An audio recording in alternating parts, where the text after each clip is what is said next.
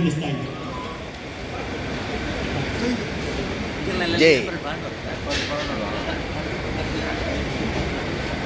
ಸಮಾರಂಭದ ಸರ್ವಾಧ್ಯಕ್ಷರಾದ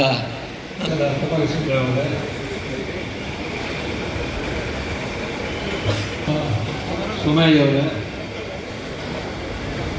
ಬಹಳ ಸರಸ್ವತಿಯ ಸೇವೆ ನಡೀತಾ ಇದೆ. ಜವಾಬ್ದಾರಿ ನಮಗಿದೆ. ಯಾಕೆಂದರೆ ಇವತ್ತೇನಾಗಿದೆ ಅಂತ ನಿಮಗೆಲ್ಲ ಗೊತ್ತಿದೆ. ಕರ್ನಾಟಕ ಆಯಿತು, ಆದರೆ ಕನ್ನಡವನ್ನು ಕಲಿಸುವಂಥ ಬುದ್ಧಿವಂತ ಕೆಲಸ ನಡೀತಾ ಇದೆ. ಬೆಂಗಳೂರಿನಲ್ಲಿ 35% ಕನ್ನಡಿಗರಿದ್ದಾರೆ, ಇಲ್ಲ. ಇಂಥ ಪರಿಸ್ಥಿತಿಯಲ್ಲಿ ಕನ್ನಡವನ್ನು ಉಳಿಸುವಂಥ ಜವಾಬ್ದಾರಿ ನಮಗಿದೆ. ಯಾವ ಮಾಧ್ಯಮದಲ್ಲೇ ಮಕ್ಕಳು ಕಲೀಲಿ, ಅವರಿಗೆ ಕನ್ನಡ ಮತ್ತು ತುಳು ಬರೆಯುವಂಥ ಕಲಿಸುವಂಥ ಕೆಲಸ ಆಗಲೇಬೇಕು.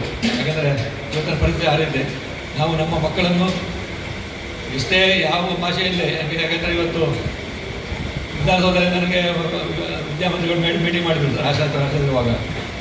ನಿಮ್ಮ ಅಭಿಪ್ರಾಯ ಏನು ಹೇಳಿ ಅಂತೇಳಿ ಹೇಳಿದ್ರು ನನ್ನ ಹತ್ರ. ಆಗ ನಾನು ಹೇಳಿದೆ, ಮಕ್ಕಳು ದಯಮಾಡಿ ಇಂಗ್ಲೀಷ್ ಮಾಧ್ಯಮಕ್ಕೆ ಕಳಿಸಿಬಿಡಿ ಅಂತೇಳಿ. ಏನಾದರೂ ಕನ್ನಡ ಸಾಹಿತ್ಯವನ್ನು ಇಂಗ್ಲೀಷ್ ಮಾಧ್ಯಮ ಕಳಿಸಿಬಿಡಿ ಅಂತ ಹೇಳಿ.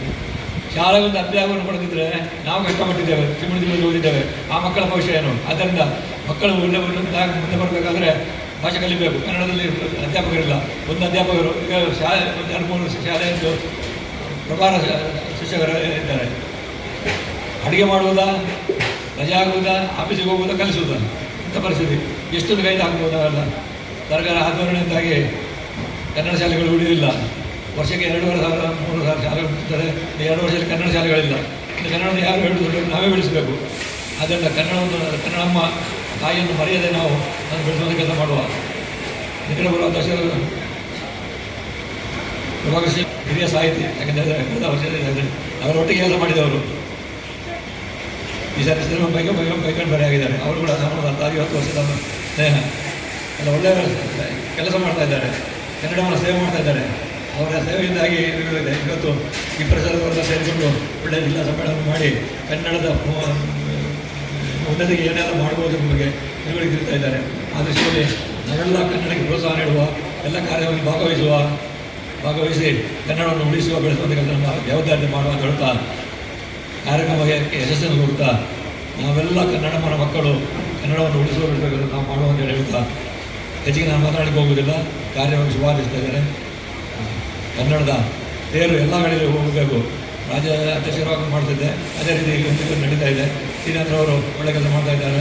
ಬಂಡವಾಳದವರು ಸೇರಿಕೊಂಡು ಒಳ್ಳೆ ಕೆಲಸ ಮಾಡ್ತಾ ಇದ್ದಾರೆ. ಇದೇ ರೀತಿ ಸೇವೆ ಮಾಡುವ, ಕನ್ನಡವನ್ನು ಮರೆಯದೆ ನಮ್ಮ ಹೋಗಬೇಕು ಅಂತ ಹೇಳುತ್ತಾ ಕನ್ನಡಿಗರ ನಮಗೆಲ್ಲರಿಗೂ ಒಳ್ಳೆಯ ನಾನು ಮಾತನಾಡಿಸ್ತೇನೆ. ನಮಸ್ಕಾರ. ದೀಪ ಬೆಳಗಿಸಿ ಉದ್ಘಾಟಿಸಿ ಶುಭಾಶಯದ ಮಾತುಗಳನ್ನಾಡಿರುವ ಶ್ರೀ ಹರಿಕೃಷ್ಣ ಪುನರೂರವರಿಗೆ ವಂದನೆಗಳು. ಇವತ್ತಿನ ಈ ಧರ್ಮಸ್ಥಳದ ಧರ್ಮಾಧಿಕಾರಿಗಳಾಗಿರುವ ಪರಮ ಪೂಜ್ಯ ಡಾಕ್ಟರ್ ಡಿ ವೀರೇಂದ್ರ ಹೆಗ್ಗಡೆಯವರು ಭಾಗವಹಿಸಬೇಕಿತ್ತು. ಅವರು ಶುಭ ಹಾರೈಕೆಯ ಸಂದೇಶವನ್ನು ಕಳುಹಿಸಿದ್ದಾರೆ. ಅದನ್ನು SKDRPಯ ಶ್ರೀ ದಿನೇಶ್ ಅವರು ಈ ಸಭೆಯ ಮುಂದೆ ವಾಚಿಸುವುದಕ್ಕಿದ್ದಾರೆ. ಎಲ್ಲರಿಗೂ ನಮಸ್ಕಾರಗಳು. ಪೂಜ್ಯ ಡಾಕ್ಟರ್ ಡಿ ವೀರೇಂದ್ರ ಹೆಗ್ಗಡೆಯವರ ಸಂದೇಶ. ಇಂದು ಪ್ರಪಂಚದಲ್ಲಿ ಎಲ್ಲೋ ಒಂದು ಕಡೆ ನಡೆಯುವ ವಿದ್ಯಮಾನ ಇಡೀ ಜಗತ್ತಿನ ಮೇಲೆ ಪರಿಣಾಮ ಬೀರುವ ಕಾಲಘಟ್ಟದಲ್ಲಿ ನಾವಿದ್ದೇವೆ.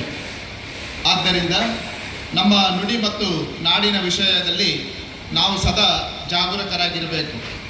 ನಮ್ಮ ನಾಡು ನುಡಿಯ ಸಂರಕ್ಷಣೆ ಮತ್ತು ಸಂವರ್ಧನೆಯ ಹೊಣೆಗಾರಿಕೆ ನಮ್ಮೆಲ್ಲರ ಮೇಲಿದೆ.